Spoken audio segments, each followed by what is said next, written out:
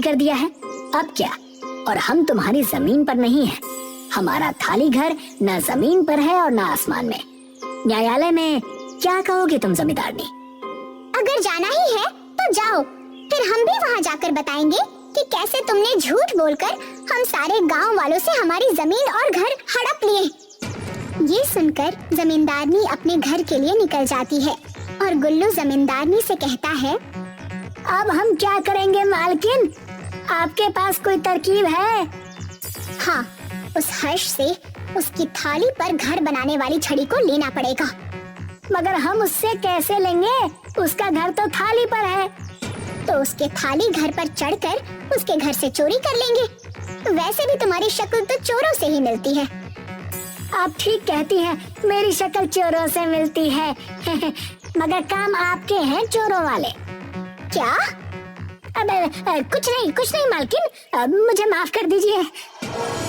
रात हो जाती है और जमींदारनी और गुल्लू हर्ष के थाली घर में पहुंचते हैं और हर्ष के घर में चुपचाप घुस जाते हैं। चलो उस छड़ी को ढूंढो जल्दी। हाँ मालकिन, मगर क्या आप मुझे बता सकती हैं कि यहाँ पर हर्ष और उसकी पत्नी क्यों नहीं है? हर्ष और सुरेखा अपने घर पर उस दिन नहीं थे। अच्छा ही है कि वो लोग यहाँ नहीं हैं। अब हम आराम से उस छड़ी को ढूंढ लेंगे। गुल्लू को वो छड़ी मिल जाती है। मालकिन देखिए, छड़ी यहाँ है, इस तकिए के नीचे रखी हुई है। रुक, ला इसे मुझे दे। जैसे ही जमींदारनी वो छड़ी को अपने हाथ में लेती है, हर्ष का थाली घर आसमान में ऊंचाई पर चला जाता है।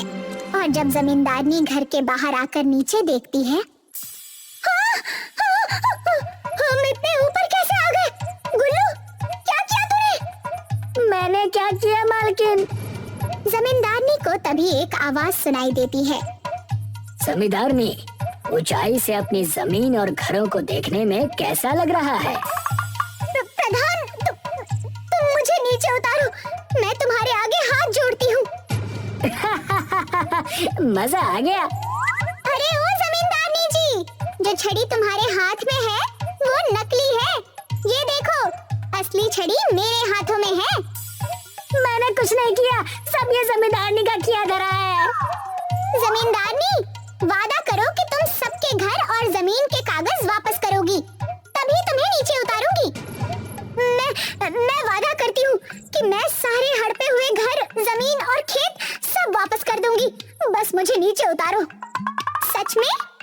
हाँ सच में, मैं वापस कर दूंगी। मुझसे बहुत बड़ी गलती हो गई, मुझे नीचे उतारो। सुरेखा छड़ी घुमाती है और घर नीचे आ जाता है। अगले दिन जमींदारनी सारे गांव वालों को उनके घर, जमीन और खेतों के कागज वापस कर देती है। एक गांव में अर्जुन और नवीन नाम के दो भाई रहा करते थे। अर्जुन की आर्थिक स्थिति अपने भाई नवीन के मुकाबले बहुत कमजोर थी। एक दिन गांव के मुखिया के साथ नवीन अपने भाई की दुकान पर आया। अरे कैसे हो मेरे भाई अर्जुन? बस ईश्वर की कृपा है भाई। अरे तुम मुझसे केवल 6 महीने छोटे हो अर्जुन। हम दोनों ने बर्तन की दुकान भी एक साथ ही शुरू की थी, मगर देखो ना, आज मैं कहाँ हूँ और तुम कहाँ हो। अरे सब ईश्वर की माया है भैया। ये सच है कि मेरी आर्थिक स्थिति बहुत कमजोर है। कभी कभी मुझे मेरी पत्नी और बच्चों को पेट भर भोजन भी नहीं मिल पाता, लेकिन यकीन मानिए भैया, इसके बावजूद भी हमारा परिवार खुश है। हमें ईश्वर से कोई शिकायत नहीं। मैं तुम्हारा बड़ा भाई हूँ अर्जुन। मुझसे तुम्हारी ये निर्धनता देखी नहीं जाती। जब अपने बच्चों को अच्छे स्कूलों में शिक्षा प्राप्त करते हुए देखता हूँ और तुम्हारे बच्चों को तुम्हारे साथ दुकान पर काम पर लगा हुआ देखता हूँ, तो मेरे दिल को बहुत ठेस पहुँचती है। आखिर मैं तुम्हारे पिता समान हूँ। आपने सही कहा भैया, बड़ा भाई पिता समान ही तो होता है। आपने मेरे लिए इतना सोचा, मेरे लिए यही काफी है। अरे तुम्हें कितनी बार कह चुका हूँ, तुम अपने उस टूटे फूटे मकान को छोड़कर मेरे घर पर रहने के लिए क्यों नहीं आ जाते? ना तो तुम्हारे उस टूटे फूटे घर में पंखा है, ना कूलर है, यहाँ तक के ओढ़ने के लिए ढंग का एक कंबल तक नहीं है। नहीं भैया, मैं आपके ऊपर बोझ नहीं बनना चाहता। मैंने आपसे कहा ना, मेरा परिवार खुश है। और हमें ईश्वर से कोई शिकायत नहीं है। अरे देखो अर्जुन, मैं तुम्हारा बड़ा भाई हूँ, तुम्हारे भले की बात करूंगा ना। तुम्हारा वो टूटा फूटा घर जिस जमीन पर है, वो जमीन एक हाईवे के किनारे पर स्थित है। आजकल हाईवे के किनारे की जमीन के दाम अच्छे खासे मिल रहे हैं।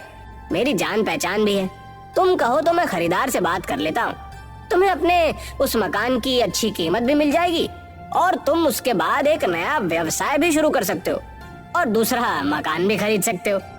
नवीन की बात सुनकर अर्जुन गहरी सोच में पड़ गया। तभी नवीन के बगल में खड़ा हुआ गांव का मुखिया मुस्कुराते हुए बोला, अरे नवीन बिल्कुल सही बोल रहा है अर्जुन। आज के दौर में कौन सा ऐसा बड़ा भाई होगा जो अपने छोटे भाई के लिए इतना सोचता है। नवीन दिल का बहुत स्वच्छ है और तुम्हारी बहुत चिंता करता है। देखो मैं जानता हूँ कि ये फैसला तुम्हारे लिए कठिन है, तुम कुछ दिन और सोच लो और अच्छी तरह समझ लो। मुखिया जी सही बोल रहे हैं अर्जुन, और जब तक तुम मेरे घर में आराम से रह सकते हो। वैसे भी हम दोनों भाई हैं, विवाह से पहले हम दोनों साथ में एक घर में ही तो रहते थे। मुझे सोचने के लिए थोड़ा समय चाहिए भैया। कोई बात नहीं, ठीक है, पर ज्यादा समय मत लेना, नहीं तो जमीन का खरीदार दूसरी जमीन खरीद लेगा। इतना कहकर नवीन मुखिया के साथ वहाँ से चला गया। दरअसल नवीन एक लालची व्यक्ति था। उसकी नजर अर्जुन की जमीन पर बहुत पहले से थी और अर्जुन एक बहुत सीधा साधा व्यक्ति था जो अपने भाई का बहुत सम्मान करता था। नवीन ने बंटवारे के दौरान भी संपत्ति में काफी घपला भी किया था। उसकी बेईमानी को सिर्फ अर्जुन और नवीन के पिताजी जानते थे, मगर अर्जुन को बताने से पहले ही वो इस दुनिया से चले गए। अब नवीन की नजर अर्जुन के उस मकान पर थी जो कि हाईवे के बगल में एक झोपड़ी के रूप में बना हुआ था।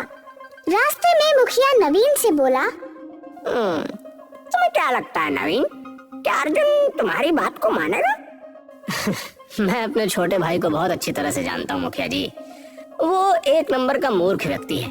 अपनी मूर्खता की वजह से ही वो आज तक कभी धन नहीं कमा पाया। उस बेवकूफ को तो ये भी नहीं पता कि उसके हिस्से की संपत्ति मैंने कितनी चालाकी से हड़प ली। इस बारे में सिर्फ तुम्हारे पिताजी ही जानते थे। बिल्कुल सही कहा मुखिया जी। पिताजी नवीन को इसी बारे में बताने ही जा रहे थे कि रास्ते में ही उनकी तबीयत खराब हो गई और वो अचानक चल बसे। तो क्या अर्जुन की जमीन हड़पने के बाद तुम उसकी दुकान भी हड़पोगे? कम से कम दुकान तो उस बेचारे के पास रहने दो। अगर दुकान भी तुम उससे छीन लोगे तो अर्जुन और उसका परिवार तो सड़कों पर भीख मांगने लगेगा। मैं एक व्यापारी हूँ मुखिया जी, हमेशा फायदे का ही सौदा देखता हूँ। फिलहाल तो मेरा फायदा उसकी जमीन बेचने पर है।